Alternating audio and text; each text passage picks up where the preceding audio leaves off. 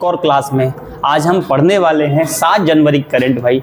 और इसमें आपको पढ़ाने वाला हूं कि कौन कौन सी प्रमुख घटनाएं जो हुई हैं जो आपके एग्जाम में आपसे पूछी जा सकती हैं। तो क्लास में भाई लास्ट तक बने रहें, पूरी क्लास को देखें। क्लास में बहुत अच्छी भाई जानकारी है, बहुत अच्छी आपके एग्जाम के लिए बहुत अच्छी यहाँ खबरें हैं जिनको आपको ध्यान से पढ़ना पड़ेगा।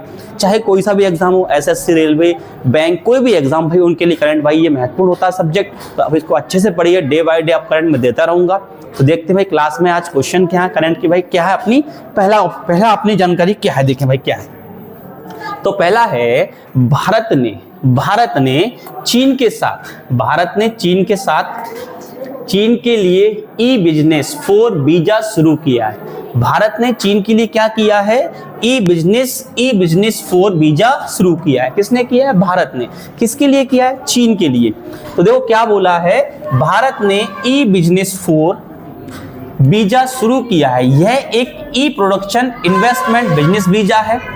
अब चीनी बिजनेसमैन अपना बिजनेस शुरू करने के लिए भारत आ सकेंगे। चीनी जो बिजनेसमैन है वो कहां आ सकेंगे भाई? भारत आ सकेंगे अपना बिजनेस शुरू करने के लिए भाई। ई बिजनेस वीजा जो आपका है उसका मतलब भाई यही है कि चीनी के जो बिजनेसमैन वो कहां आ सकेंगे? भारत आ सकेंगे अपना बिजनेस शुरू करने के लिए। ये वीजा लगभग 45 से 50 दिनों में जारी किया जाएगा और इसके तहत भारत में 6 महीने तक रहने की अनुमति होगी। तो भाई इसकी लिमिट क्या है? तो 45 से 50 दिन में ये जारी कर देंगे। और कितने दिन तक व्यक्ति को अनुमति मिल जाएगी रहने की भाई? तो 6 महीने तक व्यक्ति को अनुमति मिल जाएगी रहने के लिए। तो क्वेश्चन बन सकता है आपका कि भारत ने किस देश के लिए ई वीजा 4 चालू किया है? तो आप बोलोगे किसके लिए? चीन के लिए। इसके लिए भाई कितना उन्होंने दिन रखा है? तो कितना बोलोगे? 6 महीने का भाई दिन रखा है। कितने दिन में वीजा जारी हो जाएगा? तो 45 से 50 दिन में वीजा जारी हो जाएगा। ये क्वेश्चन इससे बन सकते हैं। आगे बढ़ते देखो सेकंड खबर क्या है आपकी। सेकंड है आपका German chancellor Friedrich Merz Bharat आएंगे। जर्मन चांसलर कहां आएंगे भाई? फ्रेडरिक मर्ज कहां आएंगे? भारत आएंगे। तो जर्मन चांसलर फ्रेडरिक मर्ज 12-13 जनवरी के दौरान भारत का दौरा करेंगे। क्या करेंगे? भारत का दौरा करेंगे। विदेश मंत्रालय ने 5 जनवरी को इसकी जानकारी दी है। विदेश मंत्रालय ने भाई जानकारी दी है कि जो जर्मन चांसलर हैं फ्रेडरिक मर्ज वो कहां आएंगे? भारत आएंगे। कब आएंगे? 12 और 13 जनवरी को। आगे देखें भाई, ये सबसे पहले भाई कहां जाएंगे? अहमदाबाद जाएंगे। इनकी यात्रा भाई किस प्रकार रहेगी? तो पहले अहमदाबाद जाएंगे और पीएम मोदी 12 जनवरी को उनका स्वागत करेंगे। विदेश मंत्रालय ने कहा चांसलर मर्ज की यात्रा के दौरान द्विपक्षीय चर्चा में सुरक्षा मुद्दे शामिल होंगे। इससे पहले चांसलर ओलाफ स्कोल्ज फरवरी 2023 में और अक्टूबर 24 में भारत आए थे। तो इससे पहले चांसलर आए थे, उनका नाम क्या था? Olaf Scholz. क्या नाम था? Olaf Scholz. ठीक है। तो अब कौन से आए? तो फ्रेडरिक मर्ज आए, जो कब आएंगे? 12-13 जनवरी को भारत आएंगे। खबर नंबर 3 देखते हैं भाई। 3 खबर क्या है आपकी? ट्राइबल अफेयर्स मिनिस्ट्री ने ओएनजीसी के साथ एक डील साइन करी है। ट्राइबल अफेयर्स मिनिस्ट्री ने ओएनजीसी के साथ क्या करी? एक डील साइन करी है। पहली बात तो ओएनजीसी का फुल फॉर्म क्या होता है? तो वो होता है oil and natural gas corporation. क्या होता है? Oil and natural gas corporation. भाई ये इसका फुल फॉर्म हुआ है। और इसके साथ साइन किसने किया है? ट्राइबल अफेयर्स मिनिस्ट्री ने भाई इसके साथ साइन की एक डील। ठीक है। अब डील क्या है वो देखें भाई। डील आपकी है, इस डील के तहत एकलव्य मॉडल आवासीय विद्यालयों में इंफ्रास्ट्रक्चर डेवलपमेंट किया जाएगा। जो एकलव्य मॉडल पर आवासीय विद्यालय हैं उन पे जो इंफ्रास्ट्रक्चर उसका करेंगे वो लोग डेवलपमेंट करेंगे। और इस डील में आदिवासी बच्चों को बेहतर एजुकेशन और सुविधाओं के लिए ओएनजीसी 28 करोड़ रुपए देगा। तो भाई अफेयर्स मिनिस्ट्री जो है कौन सा भाई आपका? तो आपका है ट्राइबल अफेयर्स मिनिस्ट्री जो है इसने भाई किसके साथ डील की है, ओएनजीसी के साथ डील की है। और ये डील भाई है किसके लिए, तो हम कह सकते हैं किसके लिए है, आदिवासी बच्चों के लिए, जिसके लिए ओएनजीसी कितना पैसा दे रहा है भाई, कितना दे रहा है, 28 करोड़ रुपए दे रहा है। चलो आगे बढ़ते हैं। अगला है, भारत में अगले महीने ग्लोबल एआई इंपैक्ट समिट होगा भाई। क्या होगा भारत में अगले महीने, ग्लोबल इंपैक्ट समिट होगा भाई, ग्लोबल एआई इंपैक्ट समिट होगा भारत में। तो भारत में अगले महीने ग्लोबल एआई इंपैक्ट समिट आयोजित किया जाएगा। केंद्रीय मंत्री अश्विन वैष्णव ने 6 जनवरी को इसका ऐलान किया है।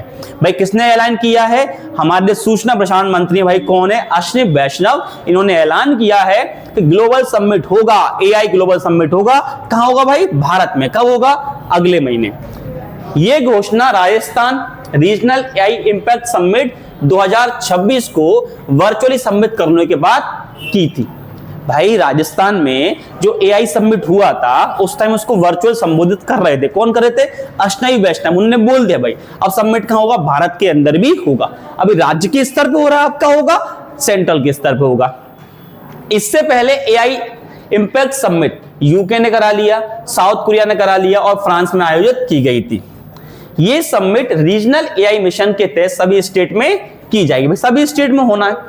हाल ही में मेघालय और ओडिशा में और आज राजस्थान के जयपुर में ऐसे कई शिखर सम्मेलन आयोजित किए गए। भाई कहां कहां हो गए, मेघालय, ओडिशा और राजस्थान में भाई ये समिट हो चुके हैं। आगे बढ़ जाते देखिए अगली खबर क्या है आपकी। अगला है, पूर्व केंद्रीय मंत्री अशोक कलमाड़ी का निधन हो गया है। पूर्व केंद्रीय मंत्री अशोक कलमाड़ी का क्या हो गया है, निधन हो गया है। तो पूर्व केंद्रीय मंत्री और वरिष्ठ कांग्रेस नेता सुरेश कलमाड़ी, सॉरी नाम क्या है, सुरेश कलमाड़ी का 6 जनवरी को निधन हो गया भाई। और वे कितने साल के थे, तो 81 साल के थे। तो आपसे पूछ सकते हैं कि एक ऐसे व्यक्ति का नाम, एक ऐसा व्यक्ति सुरेश कलमाड़ी जिनका निधन हो गया था, वो किस क्षेत्र से संबंधित है, तो क्या बोलोगे आप भाई, कहां से भाई, राजनीति से संबंधित। भाई कहां से, राजनीति से संबंधित है। अब ये क्वेश्चन क्या बनेंगे इससे, ये भारतीय ओलंपिक संघ के अध्यक्ष भी रहे, राजनीति के साथ साथ खेल प्रशासन के लिए भी जाने जाते हैं। वे 2010 में दिल्ली में हुए global impact event Commonwealth games की आयोजन समिति के चेयरमैन भी रहे। कलमाड़ी ने रेल राज्य मंत्री के रूप में भी काम किया है। कलमाड़ी इंडियन एयरफोर्स में पायलट भी थे। इसके बाद वे 1972 से 74 तक एनडीए में एयरफोर्स ट्रेनिंग की टीम में इंस्ट्रक्टर भी रहे।